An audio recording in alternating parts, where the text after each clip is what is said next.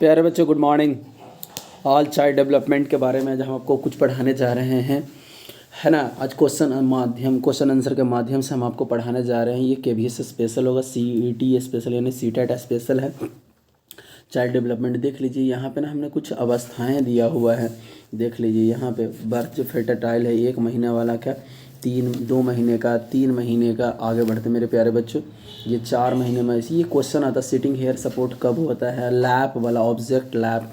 ये सब चीज़ों को आप ना एक बार ना गौर से अपनी कॉपी पे स्टैंडिंग पोजीशन पूछता है ना। ये पूल वाला पूछता है 10 मंथ। आपको ना ये सब चीज़ें अब ये यहाँ पे समझता है ये कि अपने बच्चा खिलौना कब नहीं देता है, जो खिलौने होते हैं वो कब नहीं देता है। मेरे प्यारे बच्चों, इस तरीके से आइए अब हमारा शुरुआत करते हैं अपने सेशन का, वास्तविक शुरुआत करते हैं और पढ़ते हैं यहाँ पे चाइल्ड डेवलपमेंट के कुछ क्वेश्चंस, ठीक है ना, जो आपके जीवन को बड़ा परिवर्तन करेगा। और इसकी PDF अगर आपको चाहिए तो मेरे टेलीग्राम चैनल पे आप जाके विजिट कर सकते हैं। आइए हम और आप मिलकर पहला क्वेश्चन की तरफ ना चलते हैं और देखते हैं। लिखा हुआ है कि बच्चों को सामाजिक व्यवहार की शिक्षा दी जाती है। सामाजिक व्यवहार समझते हैं, मतलब सोशल एक्टिविटीज, सोशल वर्क के लिए उसको कहाँ जाना चाहिए। तो उसको ना सबसे अच्छा सोशल वर्क ना विद्यालय में होता है, क्योंकि वहाँ ना तरह तरह के डिफरेंट टाइप के बच्चे आते हैं और उनसे वो मिलता है। स्वाध्यान की आदत में विकास का सर्वोत्तम तरीका, स्वाध्ययन समझते होंगे, सेल्फ स्टडी। जो स्टडी पंकज सर प्रतिदिन बोलते हैं कि सफलता समय मांगती है, सफलता समय मांगती है, वही वाली बात है। यहाँ पे ना छात्रों को ना स्वयं ये सामना करना पड़ता चाहिए, स्वयं करता है। आगे आइए और देखते हैं, आपकी राय में छोटे बच्चे को आयु का स्कूल में भेजना चाहिए, किस स्कूल में, कहाँ, कैसे भेजना चाहिए। जब 4 साल के बाद हो जाए, पहले था, अब तो होता है कि 2.5 साल में भेज दीजिए, क्योंकि आपके बच्चे ना थोड़ा हाइब्रिड हो गए हैं ना। लेकिन नियमानुसार जो आपको पढ़ना है वो 4 ईयर में है, ठीक है। चाहे तो आप कुछ पढ़ लीजिए, लेकिन पढ़ना है तो जो आंसर देना वही देंगे। छोटे बच्चों के लिए साहित्य का उपयोग क्यों। साहित्य का उपयोग उसको ना मौखिक रूप से होता है मेरे प्यारे बच्चों, ना कि आप उनको दीजिए, है ना, उसको पढ़ने में, क्योंकि इसमें पढ़ने में रुचि नहीं आएगा। उनको चाहिए केला तो केला सामने दिखाइए। आगे बढ़ते हैं हम लोग सामने। छात्रों में किसका विकास आपकी दृष्टि से सबसे कम महत्वपूर्ण है। विकास में सबसे कम है तो जानते, धर्म के बारे में उसको नहीं बताइए, बाकी सब कुछ के बारे में वो जानता है, ठीक है। फिर उसी के बाद ना 6 नंबर क्वेश्चन है, किस स्तर की समस्याओं का सर्वाधिक महत्वपूर्ण और जटिल है। समस्याएं, जो समस्याएं हैं वो प्राइमरी शिक्षा, अगर जिसका बेस खराब हो गया वो सारा कुछ खराब हो जाएगा।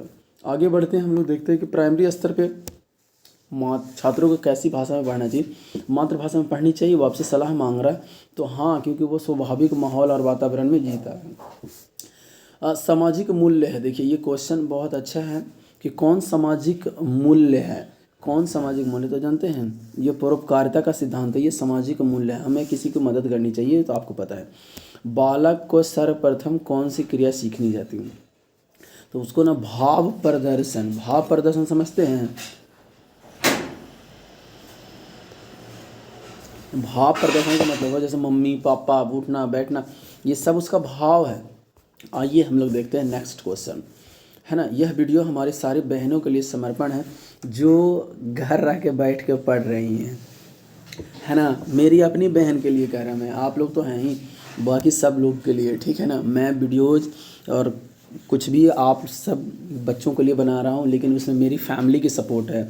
मेरी बहुत सारी दीदियाँ हैं जो पढ़ाई कर रही हैं, उनके लिए यह वीडियो समर्पण है, जो भी CTET देने जा रही हैं, मेरी छोटी प्यारी बहन, बड़ी प्यारी बहन, ठीक है ना। चलिए आइए 10 नंबर क्वेश्चन पे देखते हैं, ठीक है ना दीदी।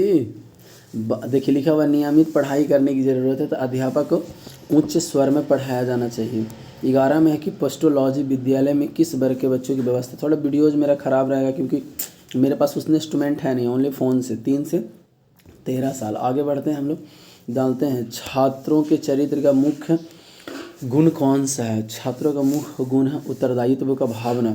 अब यहाँ प्रारंभ से बच्चों को बाल साहित्य पढ़ने की जागृति करने का लाभ है। बाल साहित्य तो बच्चों को ज़रूरी आदत डालने का विकास करना चाहिए। जैसे मेरी बेटी है 2 क्लास में पढ़ती है, उसके धर्म की शिक्षा नहीं, मतलब कि एक ना किताब दिया गया, नैतिक शिक्षा उसको बोलते हैं। आगे बढ़ते हैं, लिखा हुआ है कि शिक्षा का सामाजिक कार्य क्या है। शिक्षा का सामाजिक कार्य आप सब जानते हैं, उपरोक्त में से सभी हैं, ठीक है ना। सामाजिक परिवर्तन संभव है। सामाजिक परिवर्तन कब संभव है? जब आपके पास अच्छी शिक्षा होगी, अन्यथा आप समाज में कुछ नहीं कर पाएंगे। ठीक है, चलिए आगे बढ़ते मेरे प्यारे बच्चों। देखते हैं 60 नंबर, सामाजिक दृष्टिकोण से शिक्षा का कौन सा कार्य है? सामाजिक दृष्टि से समझ लीजिए, ये बढ़िया उपयुक्त, ये सब कुछ है, सामाजिक व्यक्तिगत सब। अब आइए, छोटे बच्चों के साथ बैठकर कहानियाँ सुनाने से बच्चे के साथ तो उनको मिलकर ना उनकी ना भावना, जो उनकी जो भावना है ना पैदा होती है कि हम भी कहानी कहेंगे। 18 नंबर क्वेश्चन है, भाषा सीखने के प्रभावी उपाय हैं। भाषा सीखने के प्रभावी उपाय वार्तालाप के। जब भाषा सीख जाइएगा तब, अब हम रहते हैं हरियाणा में, तो हमको तो हरियाणवी आता नहीं है, लेकिन आपके से बोल बोल के सतारा सीख जाएंगे, है ना। बिल्ले बैठे हैं, आप समझ सकते हैं। चलिए आगे बढ़ते हैं 90 नंबर क्वेश्चन की तरफ, है ना। 90 नंबर क्वेश्चन में है मेरे प्यारे बच्चों, शिक्षा समाज के किस पक्ष को प्रभावित करता है? शिक्षा समाज को उपरोक्त में से सभी को प्रभावित करता है। अगर आपके पास अच्छी शिक्षा हो तो हर चीज़ आप जीत सकते हैं। आप बच्चों को उच्चारण सुधारने के लिए क्या करेंगे? उच्चारण सुधारने के लिए सबसे अच्छा उपाय है स्वयं शुद्ध उच्चारण करके पुनरावृत्ति करवाइए। एक अच्छे टीचर का फर्ज है। अगला है कि बच्चों को शिक्षा प्रारंभ होती है कहाँ से? ये बात हमें नहीं बताना है, इसके पहले माता पिता ही टीचर होते हैं, और वो होता है घर।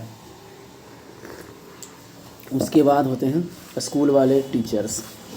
आगे बढ़ते हैं और देखते हैं कक्षा में मनोवैज्ञानिक की जिम्मेवारी, मनोवैज्ञानिक वातावरण का जिम्मेवार कौन हो सकता है?